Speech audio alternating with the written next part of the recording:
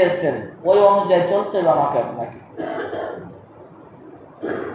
আমি যে কোরআন থেকে যে আয়াতখানা তেলাওয়াত করেছি, খুয মিন আমওয়ালিহিম সাদাকা, এখানে আল্লাহ পাক রব্বুল আলামিন যাকাত সম্পর্কে কথা বলেছেন। আল্লাহ রাসূল সাল্লাল্লাহু আলাইহি ওয়াসাল্লাম বলেছেন যে তলাবুল ইলমি ফরিদাতুন আলা কুল্লি মুসলিম, প্রত্যেক মুসলমানের জন্য ইলমের শিক্ষা করা ফরজ। কি বলছি বলেন? প্রত্যেক নরনারী অর্থাৎ পুরুষ মহিলা সবার জন্য ইলমের শিক্ষা করা কি বলেন? ফরজ। আল্লাহ রাসূল সাল্লাল্লাহু আলাইহি ওয়াসাল্লাম শিক্ষা গ্রহণ করতে বলেছেন। নিজের জীবনে চলার পথে যতটুকু ইলম প্রয়োজন ততটুকু শিক্ষা গ্রহণ করা ফরজ, ততটুকু শিক্ষা ফরজ। আল্লাহ পাক রব্বুল আলামিন কোরআন পাকের ভিতরে মোট 30টি জায়গায় যাকাতের কথা বলেছেন। কিসের কথা বলেছেন বলেন? যাকাতের কথা বলেছেন 30টি জায়গায়। তা প্রায় 25 অথবা 27 জায়গায় নামাজের সঙ্গে সঙ্গে যাকাতের কথা বলা হয়েছে। আল্লাহ তাআলা বলেন ওয়া আকিমিস সালাত ওয়া আতুজ যাকাত, তোমরা নামাজ কায়েম করো, যাকাত আদায় করো, যাকাত প্রদান করো। কিন্তু আমরা যারা সাধারণত যারা মুসলমান তারা নামাজকে গ্রহণ করছি, যাকাতকে কি দিয়েছি? বাদ দিয়ে দিয়েছি। যাকাত যে আল্লাহ পাক রব্বুল আলামিন ফরজ করেছেন এটা আমি আপনি ভুলে গিয়েছি। সমাজে যাকাতের পন্থা চলে গেছে, রাষ্ট্রভাবে যাকাতের পন্থা চলে গেছে। আল্লাহ রাসূল বলেছেন ইলমের শিক্ষা করা ফরজ। নামাজ যেমন আপনার জন্য ফরজ করা হয়েছে, যাকাতও ঠিক আপনার জন্য ফরজ করা হয়েছে। হজ যেমন নিসাব পরিমাণ থেকে ফরজ করা হয়েছে, রোজা যেমন ফরজ করা হয়েছে। আমি রোজাকে গ্রহণ করলাম, নামাজকে গ্রহণ করলাম, যাকাতকে বাদ দিয়ে দিলাম। আপনি যখন আল্লাহ তাআলা একটা ফরজকে অস্বীকার করবেন আপনি কাফের হয়ে যাবেন। নাউযুবিল্লাহ। যেমন নামাজকে আমি আপনি বিশ্বাস করি, যাকাতও কি করতে হবে? বিশ্বাস করতে হবে। আজ বাংলার জমিনে যদি যাকাত সঠিকভাবে আদায় হতো একজন দরিদ্র এই বাংলাদেশে থাকতো না। থাকতো নাকি বলেন? আল্লাহ রাসূলের আদর্শ নিয়ে যদি জীবন গড়তো তাহলে বাংলাদেশে দরিদ্র থাকতো না। এজন্য আল্লাহ রাসূল সাল্লাল্লাহু আলাইহি ওয়াসাল্লাম সর্বপ্রথম বলেছেন ইলমের শিক্ষা করা ফরজ। ইলমের বিষয় আজকে আলোচনা করব না, যাকাতের বিষয়। কিন্তু আপনার ভিতরে যদি যাকাতের বিষয়ে আলোচনা যদি নাই জানেন যে আমার সম্পদ আল্লাহ তাআলা দিয়েছেন, আমার উপর কি যাকাত ওয়াজিব হয়েছে কিনা, যাকাত ফরজ হয়েছে কিনা আমি কিভাবে জানবো? আপনি তো সারা জীবন না জানার ভিতরেই থেকে যাবেন। এজন্য আপনার জন্য জানা কি বলে?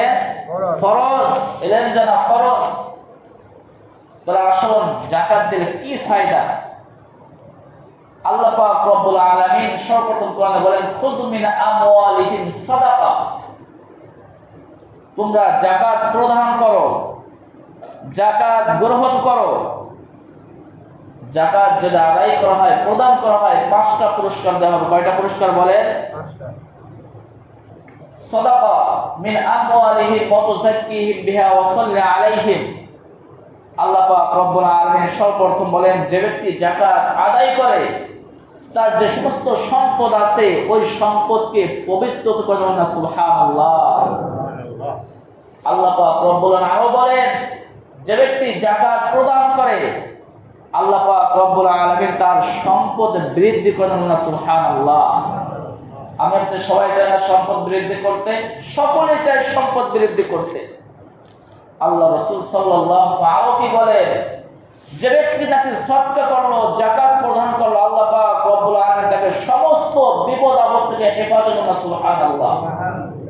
তা আজ দুনিয়ার ভিতরে আমি আপনি চলাফেরা করতেছি, আল্লাহ তাআলা যদি আমাকে যাকাত দেওয়ার সামর্থ্য থাকে আর যদি যাকাত প্রদান করি তাহলে আল্লাহ তাআলা যদি বিপদ আপদ থেকে রক্ষা করেন তাহলে আর কিছু লাগে নাকি জীবনে? মানুষের সুখ শান্তি পাওয়ার জন্য 2টা জিনিসই যথেষ্ট। আল্লাহ তাআলা সুস্থতা রাখে মানুষকে, এর মতো শান্তি আর আছে নাকি? যাকাত আদায় করবো তো ইনশাআল্লাহ। এবার আসুন জেনে নেই যাকাত যদি আদায় না করি তাহলে কি হবে। যাকাত আদায় না করলে অনেক ভয়াবহ গুনাহের কথা বলেছেন, অনেক শাস্তির কথা বলা হয়েছে। অনেক ঘটনাও আছে যে পূর্বের যুগে যাকাতের কথা বলা হয়েছে, যাকাত দিতে রাজি হয় নাই। আমাদের তো অভ্যাস, জানে আপনি যখন থাকে না তখন বলি জাকাত দিয়ে দিব। আল্লাহ রসুলের সাহাবী আল্লাহ রসুলের পিছনে নামাজ পড়তেন, সময় কম, সংক্ষেপে আল্লাহ রসুলের পিছনে নামাজ পড়তেন, আর আল্লাহ রসুলের কাছে নামাজ পড়ে প্রত্যেক দিন আল্লাহ রসুলের কাছে দোয়া চাইতেন, ইয়া রাসূলুল্লাহ, ইয়া হাবিবাল্লাহ, আমার যদি এরকম সম্পদ হইতো আমি মানুষকে জাকাত দিতাম, আপনি আমার জন্য একটু দোয়া করেন। রাসূল কারীম সাল্লাল্লাহু আলাইহি ওয়াসাল্লাম সাহাবীকে বললেন, ও আমার সাহাবী, আমি তো দুনিয়াতে সম্পদের জন্য দোয়া করতে পারি না। আমি যদি আল্লাহর কাছে দোয়া করি, আমি যদি আল্লাহকে বলি, আল্লাহ উহুদ পাহাড় আমাকে স্বর্ণই পরিণত করে দাও, আল্লাহ পাক রব্বুল আলামিন স্বর্ণই পরিণত করে দিবে। কিন্তু আমি তো এটা চাই না, আমি তো দরিদ্রতা গ্রহণ করেছি, আমি একবেলায় খাইবো, একবেলা খাইতে পারবো না, আমি একবেলা সর্বদা আল্লাহ তাআলা জিকির করব। মানুষ যত অভাব অনটন থাকবে আল্লাহর নাম বেশি স্মরণ, ঠিক কিনা বলেন? মানুষ যদি সুখ শান্তি পেয়ে যায়, আল্লাহর নাম ভুলে যায়। আল্লাহ রাসূল তো এটাই গ্রহণ করেছেন। তবু প্রত্যেক দিন আল্লাহ রাসূলকে বলে, আল্লাহ, ইয়া রাসূলুল্লাহ, ইয়া হাবিবাল্লাহ, আপনি আমার জন্য একটু দোয়া করেন।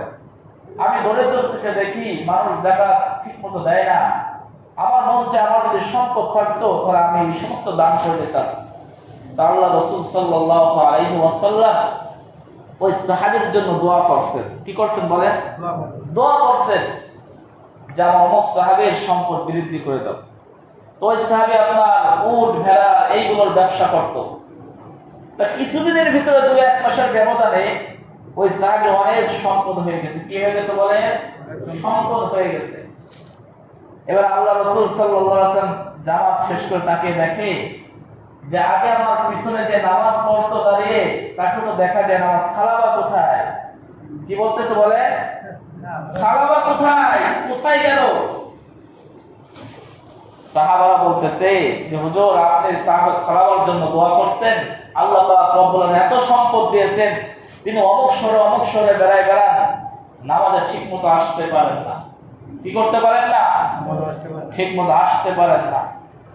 এরকম কিছুদিন যাওয়ার পরে আল্লাহ পাক রব্বুল আলামিন কোরআনের আয়াত নাযিল করলেন যে, হে রাসূল, কুল সাদাকাল্লাহ, আপনি বলে দিন আল্লাহর রাস্তায় যাকাত দিতে, এবং তাদের নাম আপনি একটা খাতায় লিখবেন, লিখে লিখে তাদের কাছে মানুষ পাঠাবেন যে আল্লাহ তাআলা যাকাত দিতে বলছেন।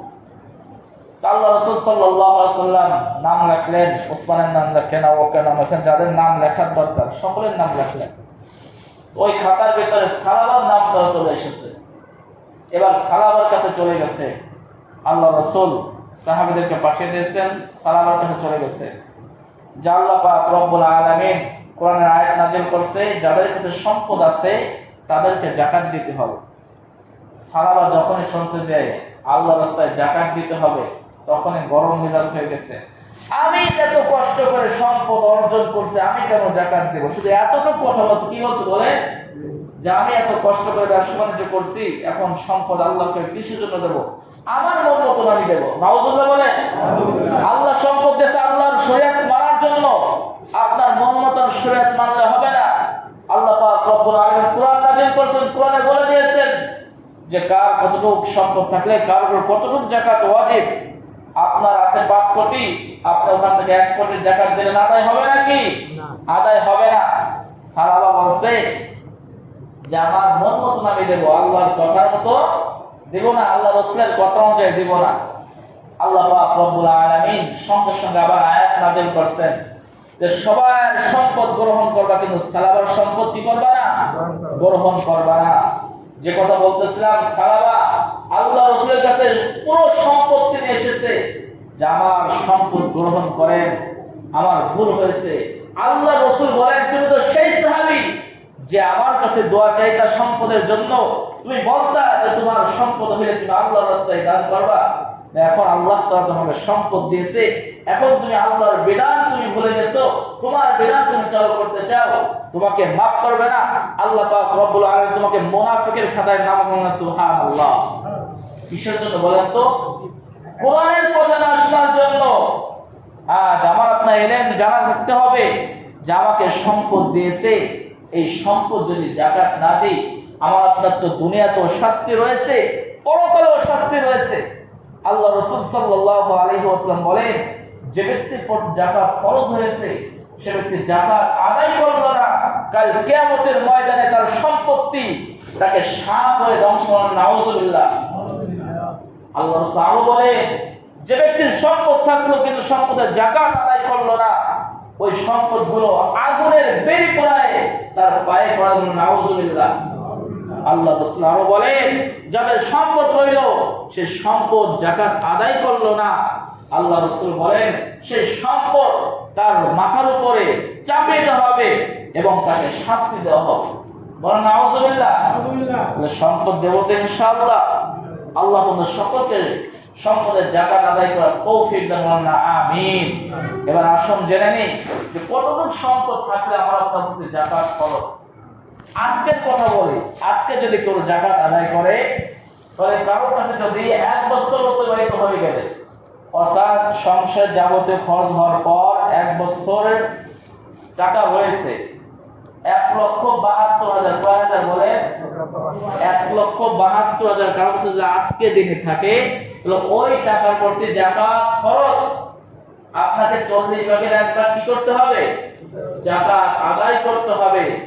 আজ আমার আপনার অনেকের কাছে লক্ষ লক্ষ টাকা আছে কিন্তু যাকাত দিতেছি না, আমার আপনার জন্য শাস্তি অবস্থান করতেছে। আল্লাহ তাআলা আরো বলেন, মায়ানসুল্লাহ ওয়া ইয়ানসুরুল্লাহ, যে ব্যক্তি আমাকে সাহায্য করবে আমি আল্লাহ পাক রব্বুল আলামিন তাকে সাহায্য করব। আপনি আল্লাহর হুকুম মানবেন না, আল্লাহ তাআলা আপনাকে সাহায্য দেবেন না। আল্লাহ তাআলা আপনার পরিবার রোগ হইতে রাখবেন, বিপদের ভিতরে আপনাকে ফেলিয়ে রাখবে, কারণ আপনি আল্লাহর কথা কি করতেছেন না, শুনতেছেন না। এবার আসুন সম্মান কথায়, আপনার যদি সম্পত্তি থাকে তাহলে আপনার প্রতি যাকাত ফরজ। কয় টাকা বলছি বলেন তো? 1,72,000 টাকা যদি কারো কাছে থাকে তাহলে তার প্রতি যাকাত ফরজ। আর মহিলাদের যে স্বর্ণ আছে, অনেক মহিলার স্বর্ণ আছে 2 ভরি 3 ভরি, যে সমস্ত মহিলাদের স্বর্ণ যদি থাকে 1,72,000 টাকা যদি স্বর্ণ থাকে তাহলে ওই স্বর্ণ করতে যাকাত ওয়াজিব, যাকাত ফরজ, আপনাকে যাকাত আদায় করতেই হবে। নামাজ যেমন আপনি ফরজ মনে করতেছেন, যাকাত তো আপনার ফরজ মনে করতে হবে। আদায় করব তো ইনশাআল্লাহ। এবং যাকাত দেব কাকে? যাকাত দেওয়ার কয়েকটা খাত আছে।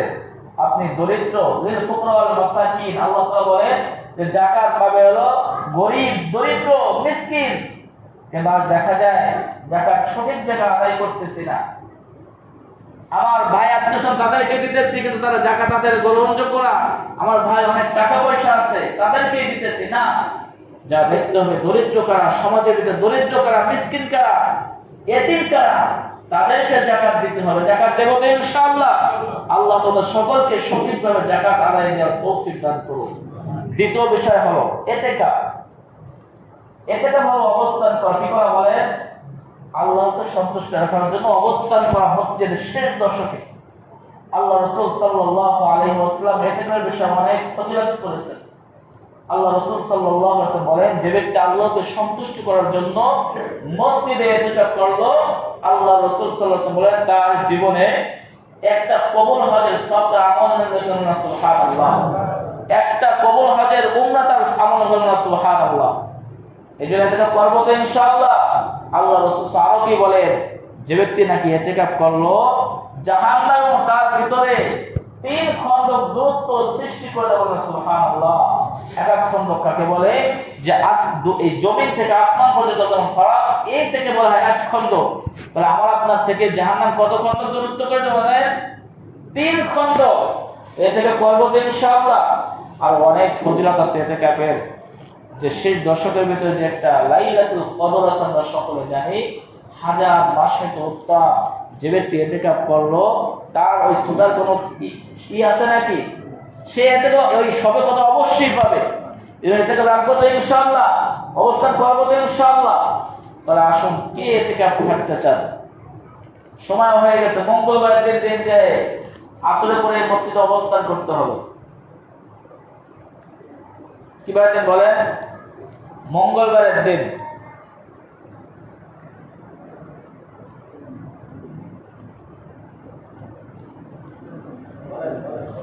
তো সকলে নিয়ত করলে ভালো হয় 3 দিন 6 দিন 10 দিন আল্লাহর রাস্তায় থেকে দেখি। এই যে দেখেন আপনাদের মসজিদে জামাত আজকে অবস্থান করছে, শীত কোথা থেকে চলে এসেছে, তাদেরও তো বাড়ি ঘর আছে না, বউ বাচ্চা আছে না, তাদেরও তো ঈদ করতে হবে।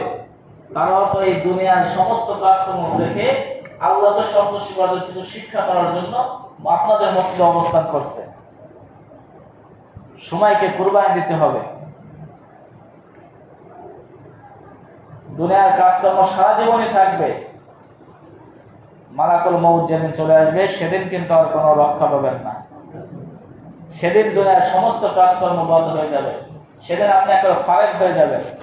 এজন্য সময় থাকতে সময়ের কি করতে হবে বলে কদর করতে হবে। মসজিদ ভাই থাকার নিয়ত করছেন না ভাইরা? বলবেন ঠিক না? আমাদের মুসলিমরা তো এখন ভালোভাবে আসে নাই, তাহলে নামাজের পর আলোচনা করবেন।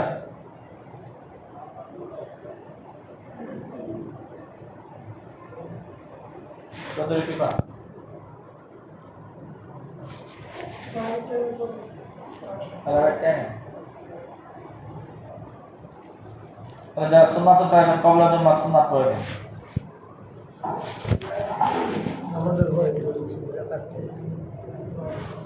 আর নামাজের পরে মুসলিম একটু বসবেন, মেহমানরা এসে কিছু কথা বলবেন, সকলেই শুনবেন ইনশাআল্লাহ।